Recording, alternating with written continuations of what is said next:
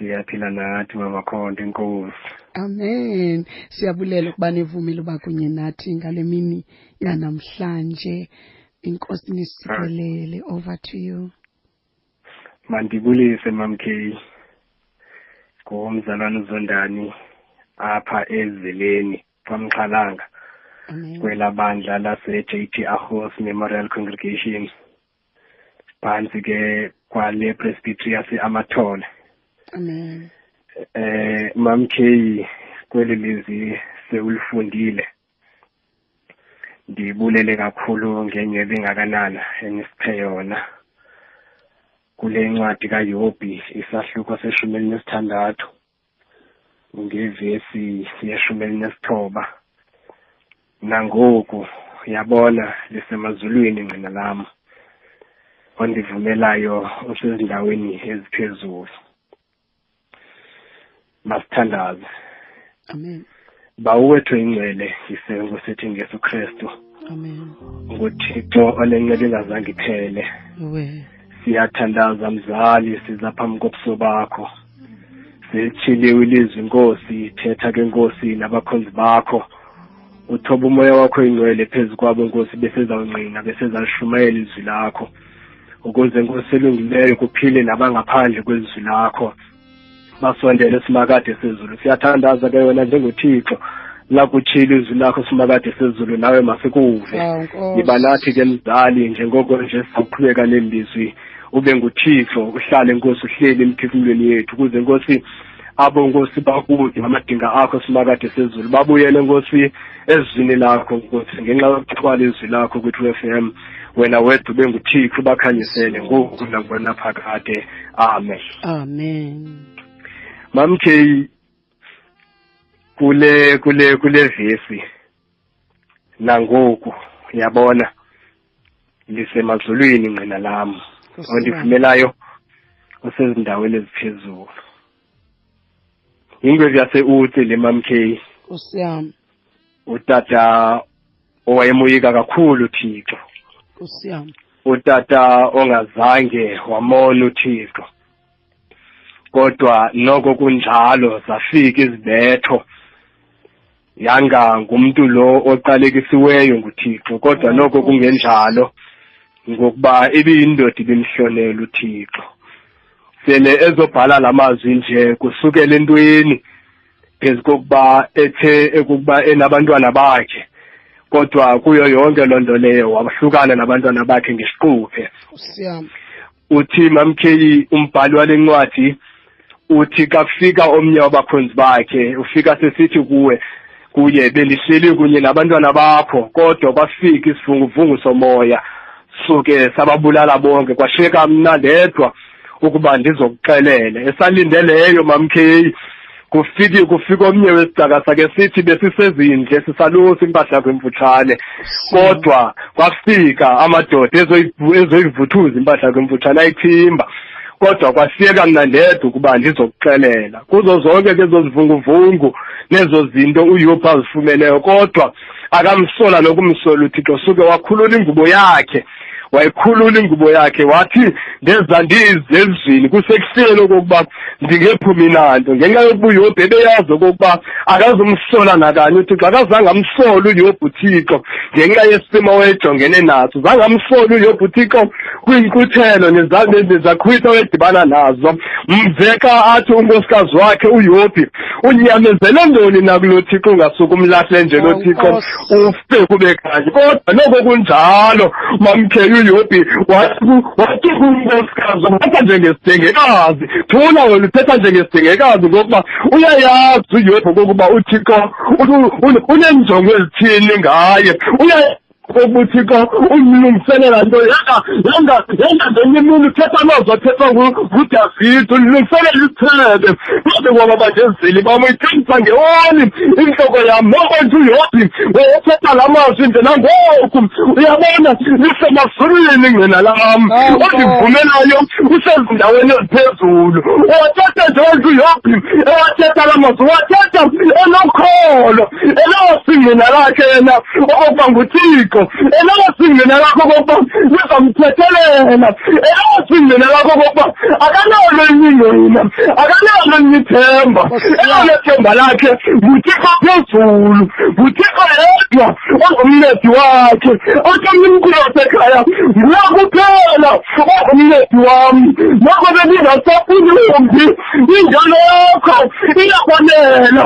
Nomele ngingawakho manje uthathakele bakuyaphi wasondela, wasondela kuThixo weza uyophi wasondela kuThixo. Kwakukhona asondelayo ngoba ebemazi uThixo, kwaye uThixo bemoyika, ebezazi zonke izinto. Mze uThixo kayafika kwikhabinethi yazezulwini, kufika uSathane ebuza uSathane ukuba uThixo kuSathane ukuba uvela phina Sathane. Athi uyophi, athi uSathane kuThixo ngivele ekuthitheni kwehlabathi.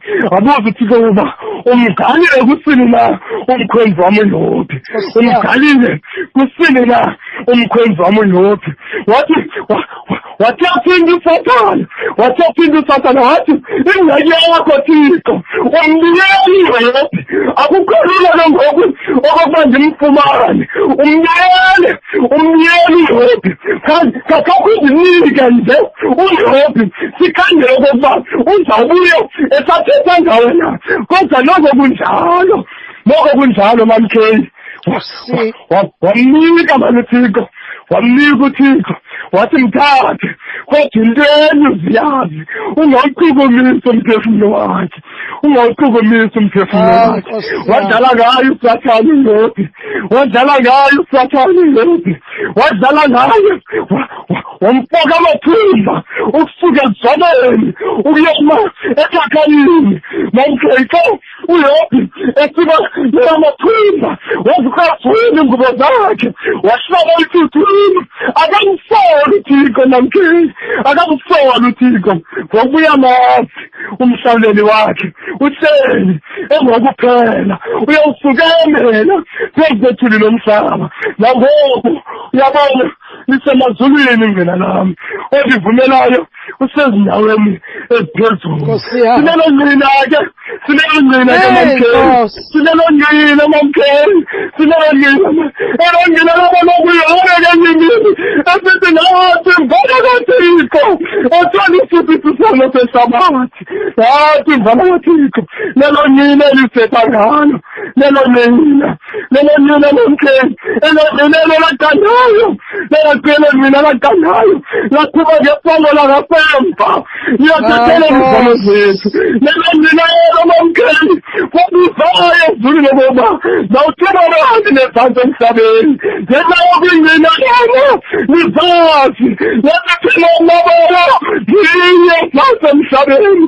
Sinelongqina mamkheyi, sinelongqina ingqina elingaphukiyo ukuthi sinelongqina lokwathi sathapha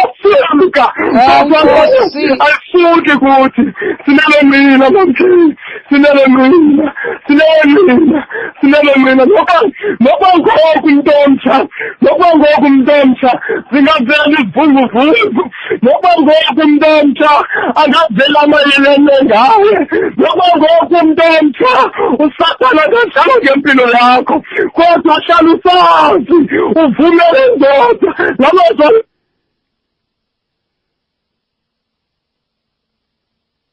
nami olivumelayo usezindaweni eziphezulu. Lelongqina labona ngumpostile uPawulosi, lelongqina mamkheyi sithetha ngalo, lelongqina nokuba izivunguvungu zona zisiza macala onke masingasuki ngoba likhona ingqina lethu. Uthi uyophi ka ethethayo bonke abantu bamjikele, bonke abantu abafuna uyifa inhlungu yakhe suke wathi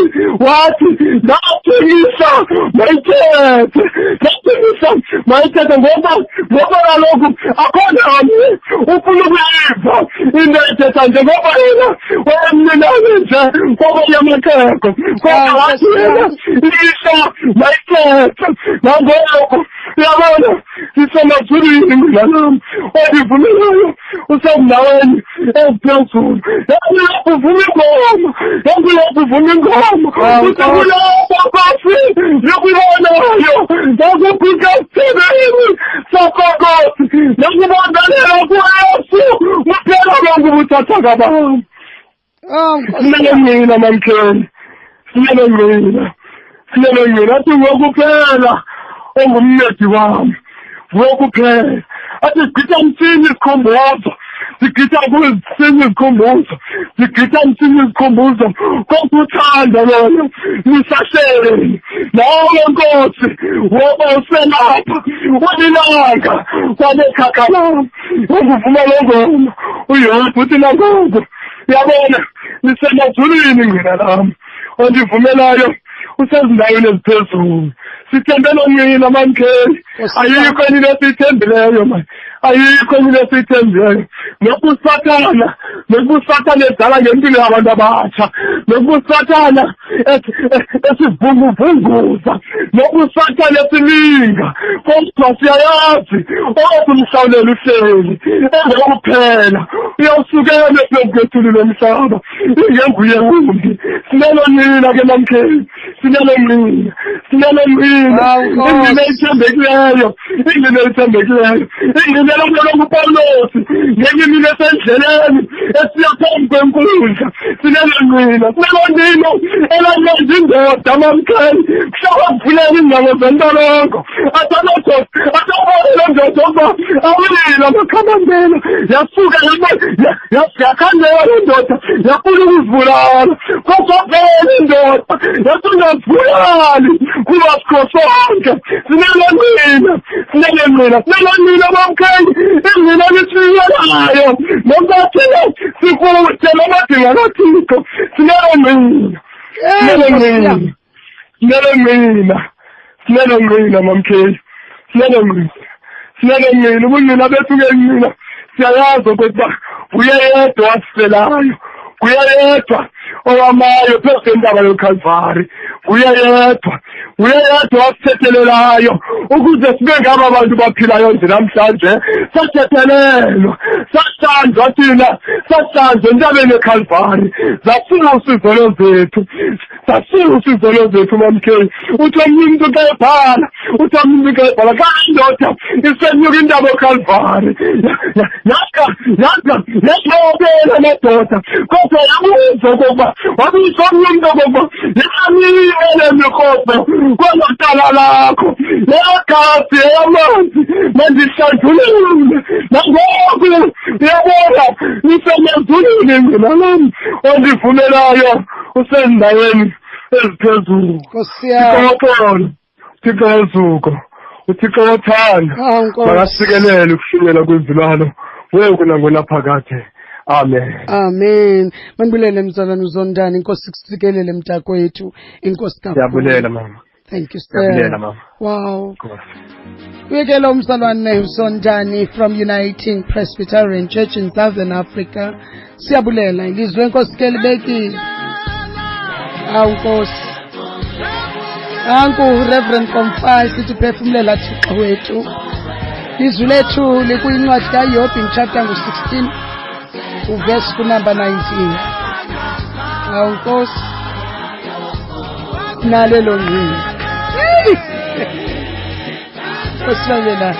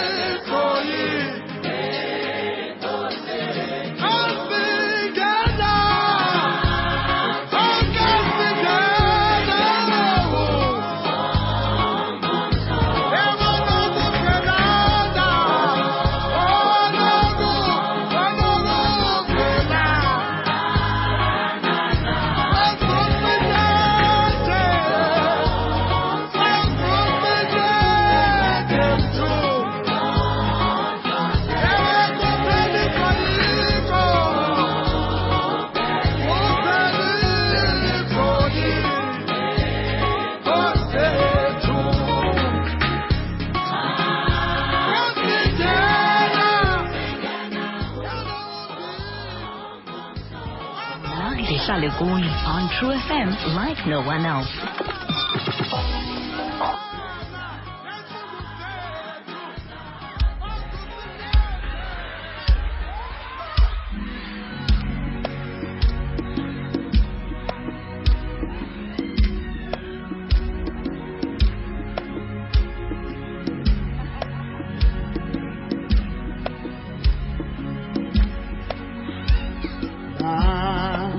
Babangithume lo msebenzi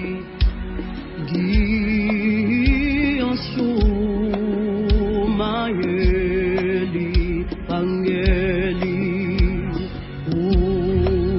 uyavuma umoya wami ongiyoshumayeli babangithume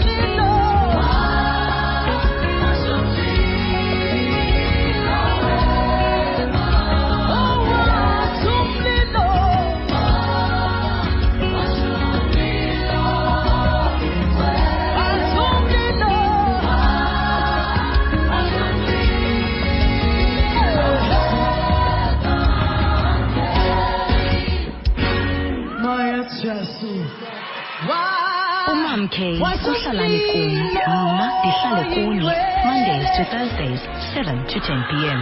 Mondays to Thursdays, 7 to 10 p.m. You sound amazing. Oh, I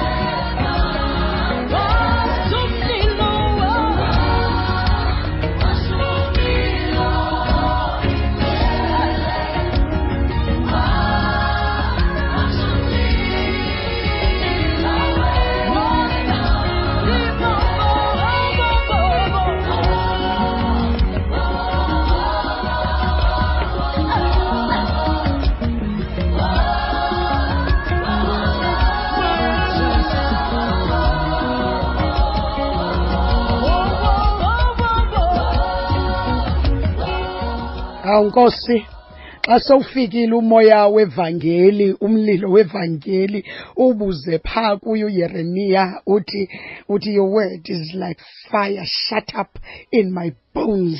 Ingathi jonga, ingathi uhlohliwe ngaphakathi kum umoya nomlilo wakho. Nkosi mayibenani, Nkosi nisikelele. Busikhatebe lowo esithi washumlilo. 19 minutes past 8 o'clock. Ukanti ke sizawudlula nje kweza lapha ekhaya silungiselele ukuya kudade uAgcobile. Masiye ke kweza lapha ekhaya. We have watched former winners and the ones with trophies parade themselves as the kings of kings. We have heard the underdogs speak as if they run this game. Man, put your past glory aside. Forget what your victories have given you. We are looking for the real leaders of Ispai 2 and show me your number. The ones that know that the game isn't won in the first half, but rather in the last minute. The ones that say, put me in, coach.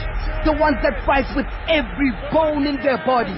So pick your warriors, choose your fighters, and let them battle it out for us to know once and for all. Ubani pose yamaposa. This is the Carling Black Label Cup. Catch all the action from the Carling Black Label Cup live on SABC 1 and SABC radio stations in your language of choice on Saturday the 12th of November from 9 a.m. Ubani pose yamaposa. The Carling Black Label Cup, proudly brought to you by SABC Sport. We love it here. Hlalani kum, mna ndihlale kuni. On True FM. On True FM. Hlalani kum, mna ndihlale kuni. On True FM, Mondays to Thursdays, 7 to 10 p.m. Unengayo uThixo apha inyembezi zethu ziwela khona. Nyembezi zakho aziweli phansi. Mininye uSathana bhatale soze ziwele phansi. Qinisela ukholweni, yomelele ukholweni. Mazungu uThixo onakho akahluleki yena. Oh glory, akahluleki yena. Umam K, kuhlalani kum, mna ndihlale kuni. Mondays to Thursdays, 7 to 10 p.m. Nkosi mayibenani, Nkosi nisikelele siye kwepha kuye udade uAgcobile kayi. Aco, Inkosi kusikelele siyakwamkela, hlala molo. Molo mawuke kunjani? Siyaphila sisi. Ba uthembakele njani wena? Siyaphila kuhle nakumama mke. Amen. Wamkelekile. Hayi ke, over to you sisubulise kubaphulaphuli. Ngithathe lithuba ndizibuyisele kumama uKay, ndibulise ulutsha lami enihamba nalendleleni, ndibulise abaphulaphuli beTrue FM ekujikeni kwelanga nje, ndivumelene ndithi uxolele Nkosi mabenga sisonke. Amen. Kumazwi abekiweyo ngubrother Zondani kwincwadi kaYobhi chapter 16 verse 19, amazwi afundeka ngolu hlobo. Nangoku uyabona lisemazulwini inqina lam, ondivumelayo usezindaweni eziphezulu. Le ncwadi yincwadi ebalisa kubawo Yobhi. Ubawo Yobhi yindoda ethembakeleyo, ethobekileyo, indoda engenabala, yindoda evavanyiweyo ngendlela. Ubawo Yobhi ugqithile ezimbandezelweni, wagqitha kwintshutshiso, wagqitha kwimbandezelo, kodwa ngenxa yegama nothando lukaThixo waphumela ngapha kwazo. Ubawo Yobhi udibene nezinto ezensemhlabeni, kodwa akalahlanga ukholo nethemba nothando lukaThixo. Uhlale ebambelele kuThixo kube sazi mama uKay uThixo yimbangi nomgqibelelisi wokholo lwakhe. Ndimva xa ubawo Yobhi esithi ndiyamazi umhlawuleli wam uhleli esiphezu kwehlabathi, ingowokuphela yosuka phezu kwehlabathi. Nkosi yam. Ubawo Yobhi kwizinto ezimehleleyo waphuma amathumbu emzimbeni wonke. Ubawo Yobhi walahlekelwa yimfuyo. Ubawo Yobhi walahlekelwa ngabantwana bakhe, kodwa kasuka nakulo Thixo wabambelela, because uyayazi lo Thixo akasoze amshiye, akasoze amyekele, nto nje wawusuka angene naye kwingxaka nayo. Ubawo Yobhi ndimva ndimnqanisisa kakuhle xa evuma amazwi ethemba, amazwi obugorha athi ngiyabona lisemazulwini elam inqina.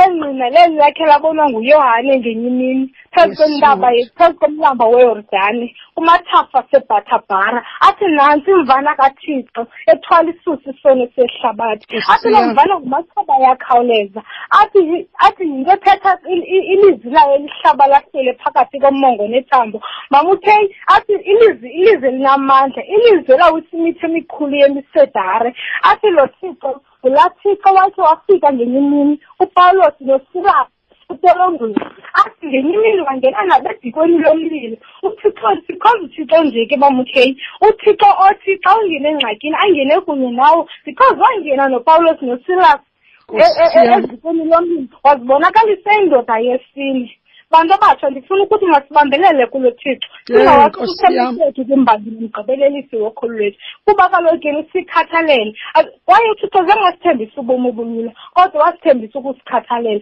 ndiyamva umfazi kaba uYobhi xa esithi uhleleleni nakulo Thixo sabambelele nakulo Thixo athi uba uYobhi uthetha njengesidingekazi kuba kaloku lo Thixo zangasithembisa ubomi obulula mamukheyi nto nje uba usuka njena asikhathalele asikhuphe ezingxakini zethu.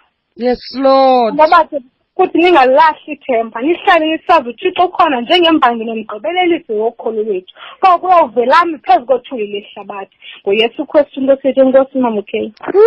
My God agcobile Nkosi kusikelele sithandwa sami ndiyabulela. God bless you Vile. Hallelujah. Akukuhle xa uva abantu abatsha be-convicted.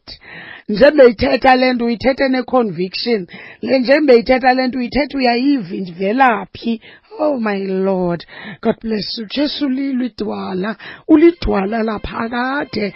Akakho munye futhi soze abekho. Yabazalwane soze abekho.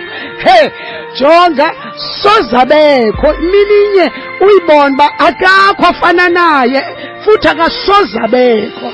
Unguye ondinguye uyakwazi uyitshintsha impilo yomntu nanku namhlanje ngqinwa ngabantu abatsha besithi sinengqine eliphezulu. Mighty God uthi wawuthi ndizawuphila athi sowuphilile uthi ndawuthi ndikhululekile athi sowukhululekile ngoba sinengqina laphezulu.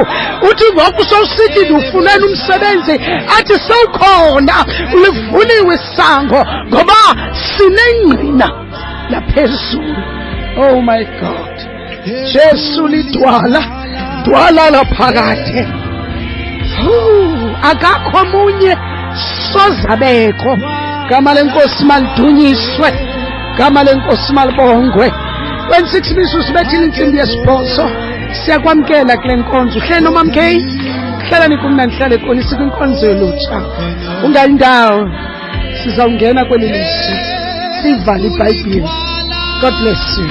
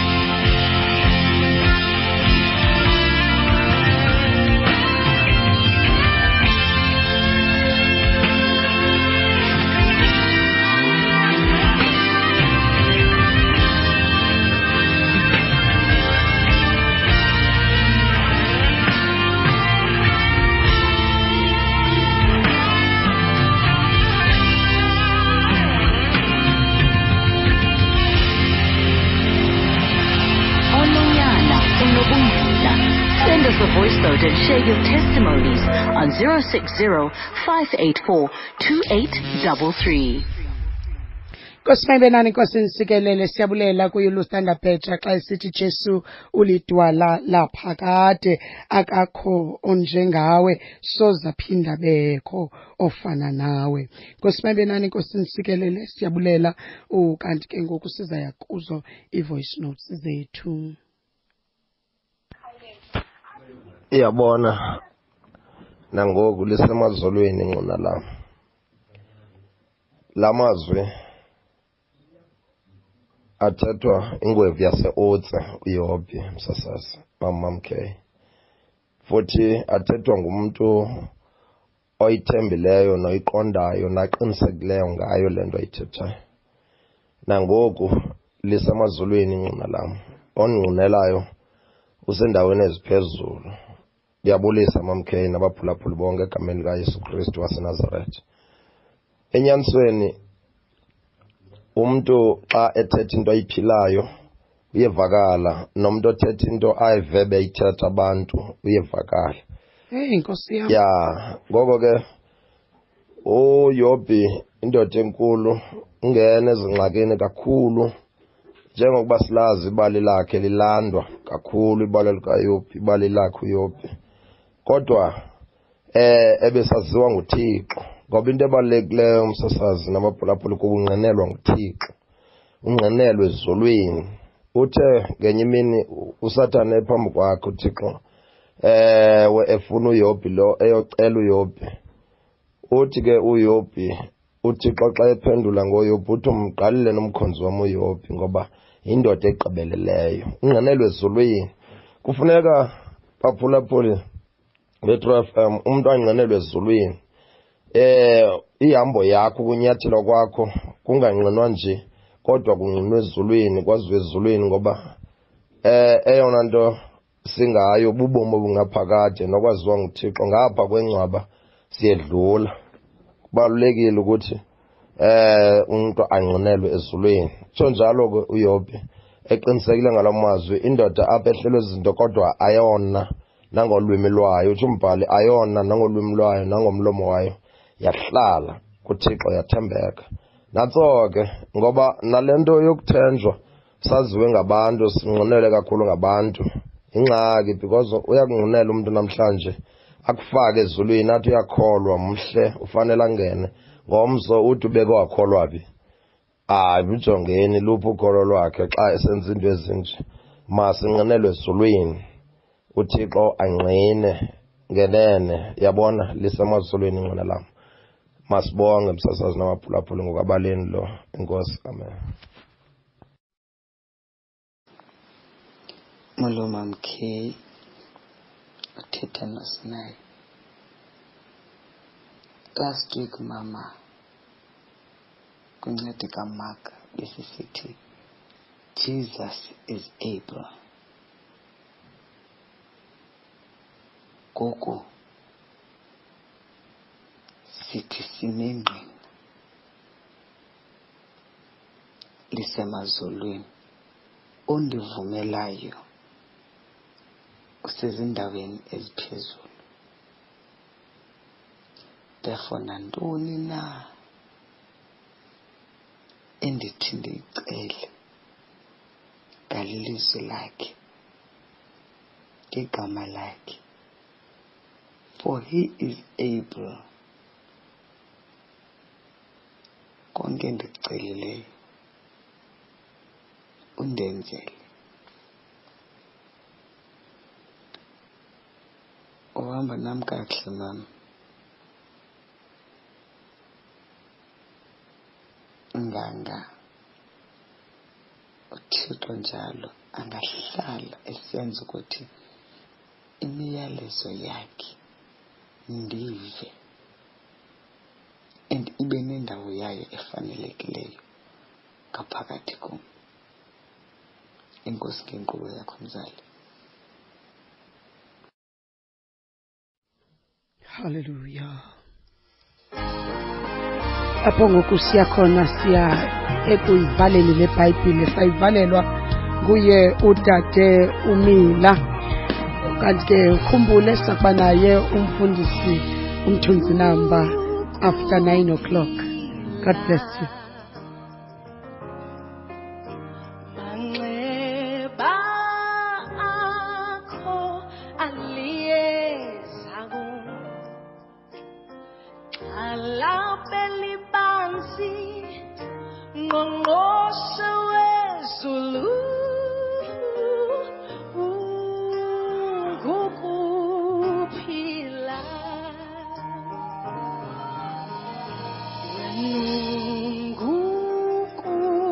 ukuphila manxeba akho aliyezayo ulixhalabeli bansi ngqongqoshe wezulu ukuphila ukuphila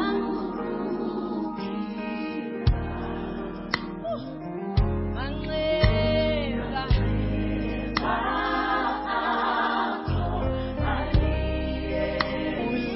ulixhalabeli bansi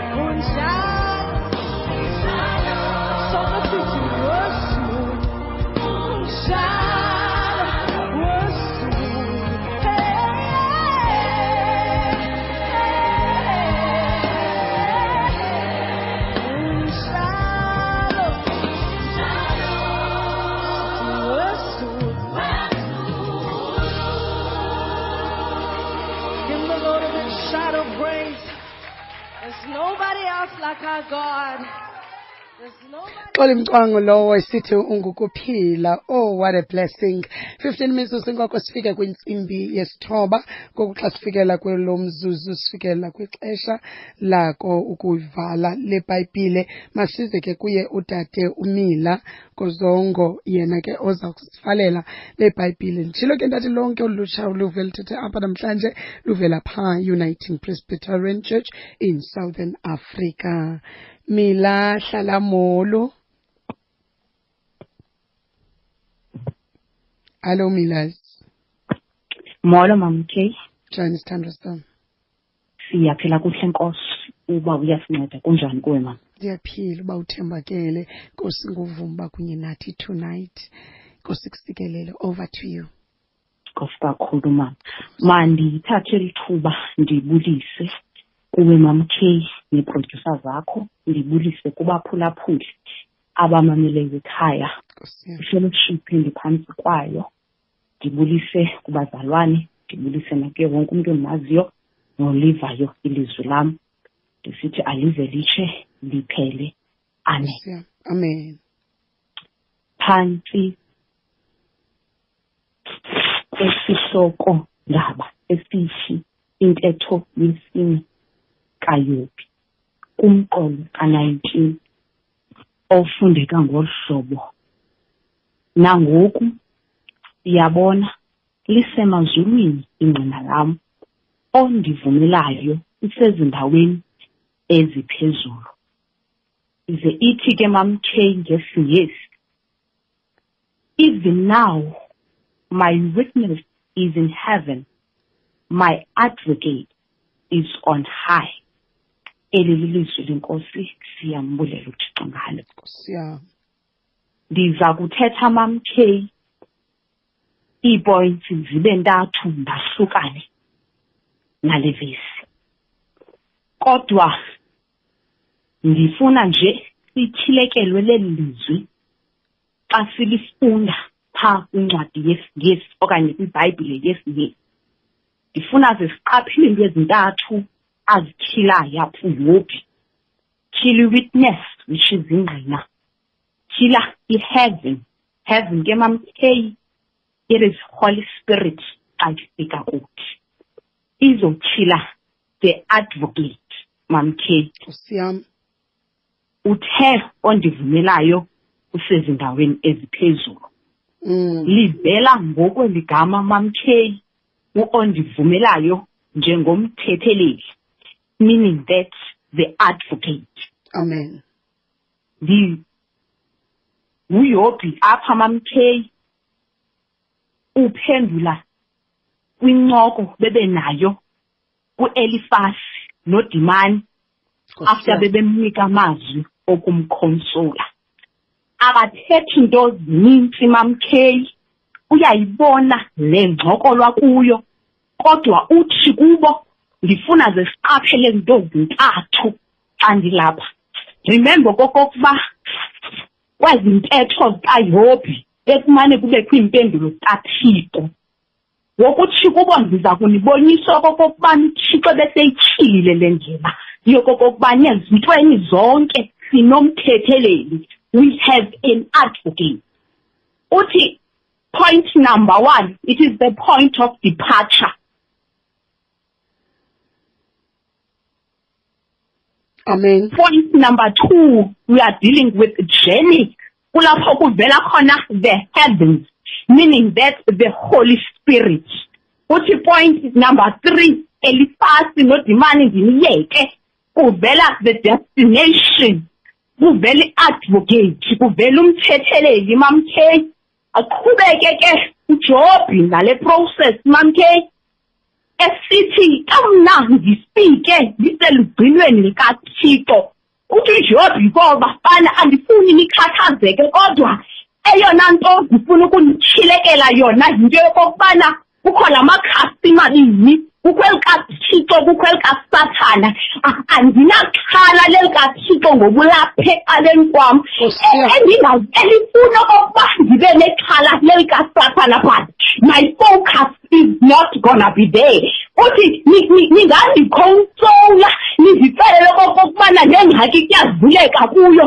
I am not going to console le ngxaki kodwa into ndizawuyenza dimani ndizawubambelele ngcineni ndizawuyeka yona ingxaki ifuna ukudlaleya i-process but eyam indima ihamba ngezi-steps ezintathu. Ndixelele ngoku ebehamba nam from the point of departure wathi ndiza kungambazisa ndibe lingqina lakho uthi wasendleleni yam ndizawumane ndithumele umoya kaThixo uzawuthi xa uthetha nam the Holy Spirit ithetha kunye nawe kodwa uzibambe into enye Yobi uzibambe the advocate yena libalulekileyo ngumthetheleli uzathi Yobi amadoda mamtheyi ukuba niyakhumbula noYohane wayithetha lento wathi uyakuselela umthetheleli kuye ubawo ukuze ahlale kunye nathi kunaphakade. Ngoba lento mamtheyi ebezwapha yena nto ebezwapha nguYobi. Yobi uyayibona le obstacle afeyisene nayo ifike loo nto mamtheyi singazibona mamtheyi zingatyhileka but the only focus ekufuneke sibe nayo ukujonga enqamlezweni it is to stand still. It is okokokubana uvumele i-advocate ezinye izinto that are impossible. Lento ayithethayo apho uYobi mamtheyi ndizothetha nabantu abatsha ndizothetha nabantu who are dealing with a lot ebomini babo ndisithi nansi advocate sinayo into uzunganiki ingqina uzunganiki ingxaki we themba uzungafocus on that because usiva simane sinama simane sisithi kuThixo ndishekwe nazintshaba but abanye abantu phina lokuThixo naye because of mamtheyi sifuna ukuthatha ukholo lwethu sijongise engxakini but now Yobi wenza into eyodwa uthi ngokwesengxakini aphosa behlo athi nani ingqina lam athi nawo kumthetheleli wam. That is what Yobi yenzayo apha mamtheyi. That is what Yobi wayenzayo umvesithi kumathula seRhabe athi Yehova lokwazi into zonke yena uyazazi sikobonayo into zonke zenziwayo nezenziwe kuhleni nezisisiwe enhliziyweni. Ewe Nkosi. Chapu Yobi uthi ngifuna nibambe lento kazifika kuni obstacles but nibambe into ethi uthi apho ndingayayo apho ndingamzinelayo uyabona ebumnyameni uye kusebukhanyeni ukomhlabeni wonke ukho nasezulwini. Nkosi yami. Okay. Into bazalwane bam yithethwayo apha into sinikwayo it is the evaluation of ukholo lwethu mamtheyi. The evaluation mamtheyi isingathi mamtheyi xa sigaxeleka mamtheyi sivumele ukutshutshiswa ubomi kodwa singayivumeli inqaba kaThixo isithethelele sifune mamtheyi ukuba zi-advocate kodwa thina ezi-advocate yathumela. That is what mamtheyi esizama kuyenza uzamba umculo waseRhabe esithi mamtheyi mabadumisa abantu aba wena wenze ngivela amakholwa wena ungcwele ngifuna uzungane nami ngifuna usibe ngiyobi ngifuna uzicelele ngakho kuyo okokubana ngingowakho ngigayidwa zizinto ezintathu that also represent uThixo uThixo unyana uThixo umoya oyingcwele. So if wena ngaki you want to myself to turn focus but I will not ngizawuvela ngidonge kwi-advocate. Yes. Ndithetha kwamini ndibazeka mamtheyi ndibayeka abaphulaphuli kodwa ke ndifuna ukuthi uThixo ngabile mamtheyi into enje ngabile mamtheyi athi uThixo ziyekeleni ndifuna ukuzibonakalisa le whatever challenge you are facing that is not your platform. The platform yamaZulu mamtheyi. So let it be let amaZulu bathile kunye nawe nivumelo kwakho konke singamaKrestu mamtheyi asikwazi okokubana asikwazi ukumvumela usathana asisebenzise, asikwazi ukumvumela usathana aguqule imeko esiphila phansi kwazo, asikwazi ukumvumela usathana asenze abantu abangcolileyo besingakhethane singole mamkheyi, asikwazi mamkheyi ukusetshenziswa ngamandla womoya omdaka. Wena soyithetha uyophi lapha mamkheyi, uthi uyophi ungesithi ngimamkheyi ngimhlawuleni ohlelihleli. Ngifuna ke ubheni ikhumbuze into eyodwa baphulaphule into yokokubana uthi uzawusikizwa okanye ngayisikizi inyama yami kodwa wona umphefumulo ayisingo wakho. Ngifuna ukuthi xa ubambe lo ntambo mamkheyi uzawuthatha ubomi bakho ziyeke zongxaki ziqize inyama yakho. Xa uthatha isigqibo sokokubana ziyaphuma namhlanje enkonzweni ayindenzelanga nto uzusiyeke sosigqibo ngoba wakho umphefumulo uthi is untouchable. Miyeke usathana kusikize. It is not like uThixo akazazi ezi challenges. He is very aware of the obstacles. But into nje uzawumane kukutsha uzovumela icebo likaThixo nimane lithubeleza nimane luphantamisa mphulaphula ekhaya. Ngiyakeka kodwa nje ngifuna sivume ukubaluleka umbe ubeke umbe xa ecula esithi Thixo va izikhungo